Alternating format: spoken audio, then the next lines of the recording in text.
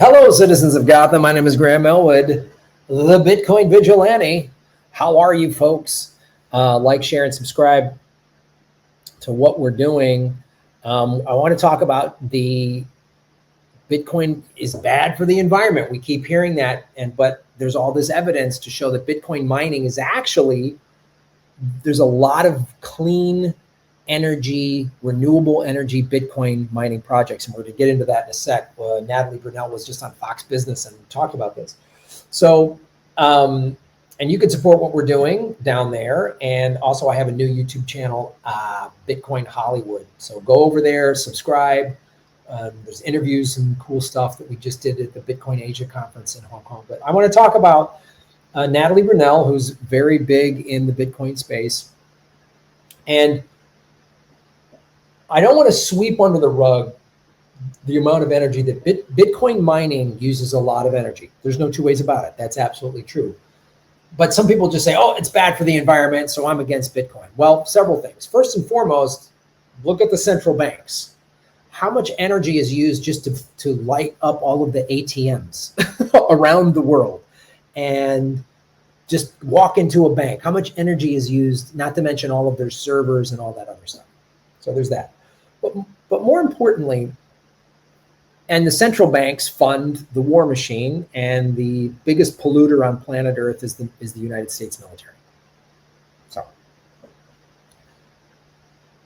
Bitcoin mining is having basically a hard drive or a bunch of hard drives that do all of the mathematical equations that can mine, that can basically win Bitcoin. And I'm very much simplifying this.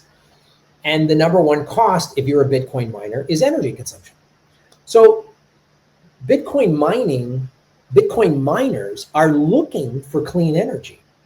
They're looking for the cleanest, cheapest energy to do it, to run a Bitcoin mine. So there's a lot of solutions out there. To say that Bitcoin uses a lot of energy is absolutely true. And to ask, hey, Bitcoin should be doing more clean energy, I'm all for it. I'm an environmentalist. But I've had some people, fans of mine, like, Graham's abandoning his environmental stance for Bitcoin. No, you haven't researched enough about Bitcoin. And I've met people at Bitcoin conferences that are doing all this clean energy. One of the main things they're doing is they're also capturing wasted energy and putting basically a Bitcoin mining rig on top of it. And here's Natalie Brunell talking about this on Fox. Author of the upcoming book, Bitcoin is for Everyone, joins us to break this down this morning. Natalie, great to speak with you. Thank you so much for your time. We appreciate it. I'm going to jump right in. Natalie, just for folks that aren't as familiar, just tell me how Bitcoin and Bitcoin mining, how does that consume energy, number one?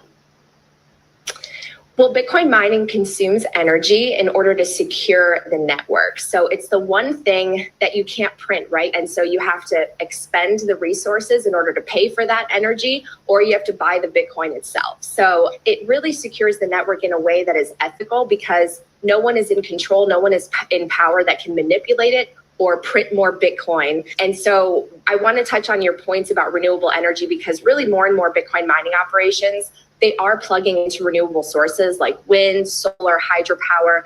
And what makes Bitcoin mining so unique is its flexibility, because miners can locate anywhere that energy is stranded, energy that is wasted, and where renewable energy is maybe abundant, but really underutilized, like in East Texas.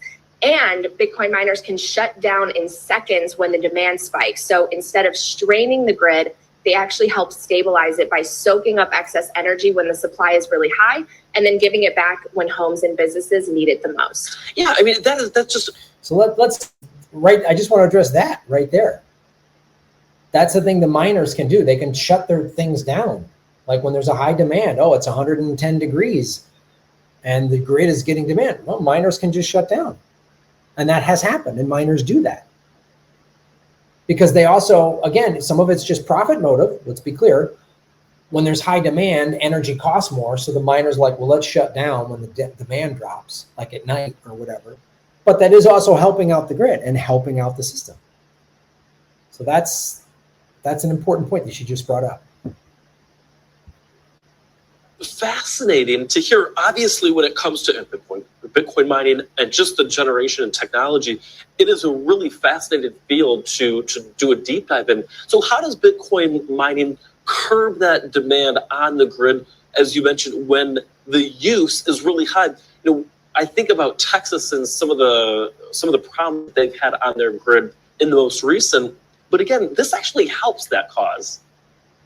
Exactly. So unlike most industries, Bitcoin mining can pause instantly. It's like shutting off a light switch. So if the grid is under a lot of stress, say in the middle of a heat wave or an extreme weather event, miners can actually power down and then redirect that electricity back to the community. So in Texas, like you mentioned, we've already seen miners shut off during peak demand, and they help keep the lights on and prevent blackouts. They act like essentially like a pressure valve for the grid, which makes the entire energy system more resilient. So when you think of extreme weather, storms, freezes, heat waves, energy demand can really swing very wildly, right? And most businesses, they can't just stop operations without huge losses, but Bitcoin miners can. They really allow grid operators to suddenly have this flexible load that they can call on in the case of emergencies. So it's almost like a new kind of resilience tool, and it helps prevent, again, blackouts, and it makes these renewable energy projects more financially viable and incentivizes us to build more of them out. Absolutely. Natalie, all right, I want to at least bring up the fact that some critics do say that Bitcoin is actually bad and detrimental to the environment.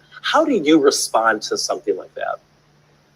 Well, it's one of the biggest misconceptions. I actually dedicate a whole chapter in my upcoming book to Bitcoin and energy use. Bitcoin mining is actually really pushing the energy sector toward renewables faster than pretty much any other industry, because Bitcoin miners, again, they know where energy is cheapest. So I just want to reiterate that the Bitcoin mining industry is pushing for more renewable. What other industry is pushing for renewables?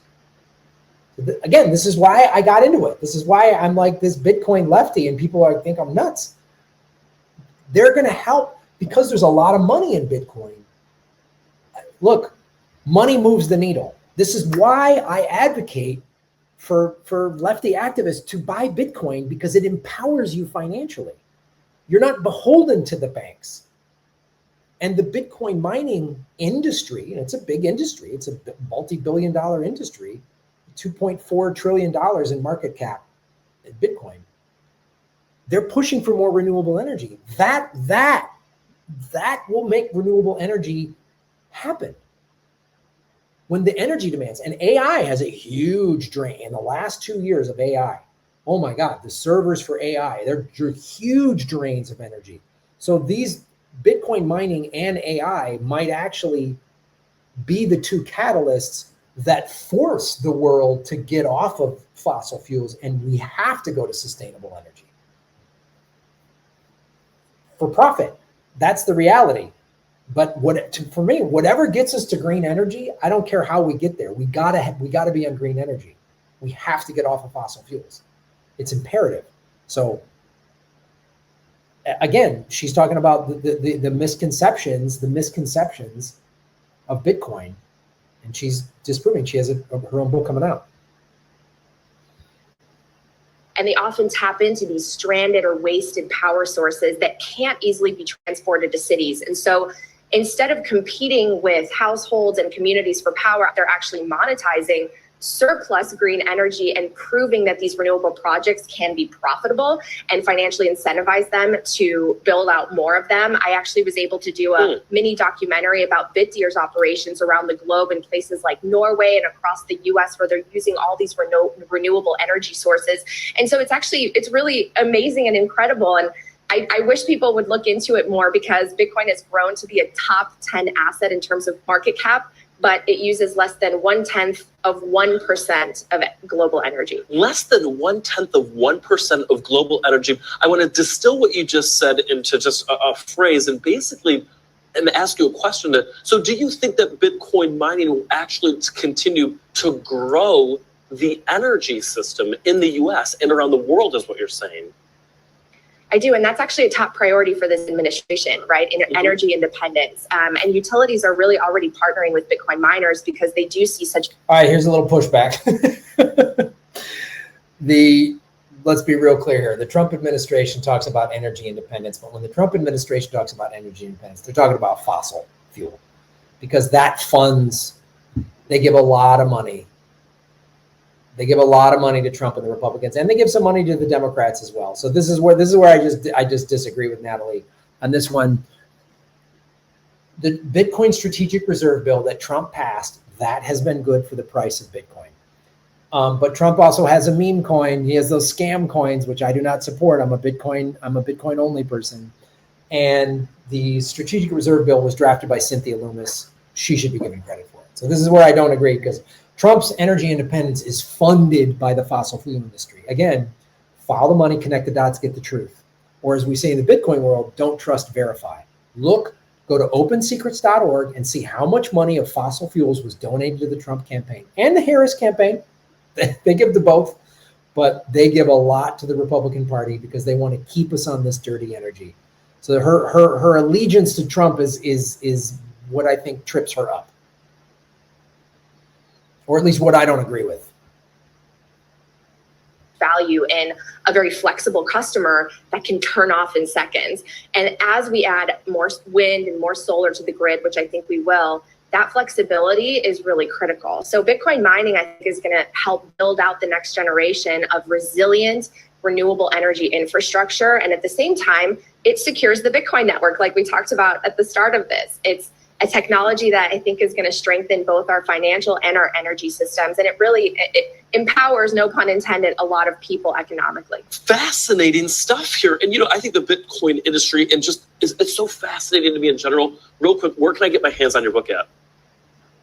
The book is coming out November 18th. You can get it anywhere that books are sold right now. You can pre-order it, Amazon, Barnes & Noble. I try to create the most approachable introduction to Bitcoin that I could. And again, there's a chapter dedicated specifically to energy use, all of that. Well, that's all I need to hear. That's totally in my field and in my repertoire. Natalie Brunell, thank you so much for your time and really for your insight. That was a really interesting conversation. I could go on with you. Well, that's cool. I applaud her for saying those things, and I look forward to reading her book. So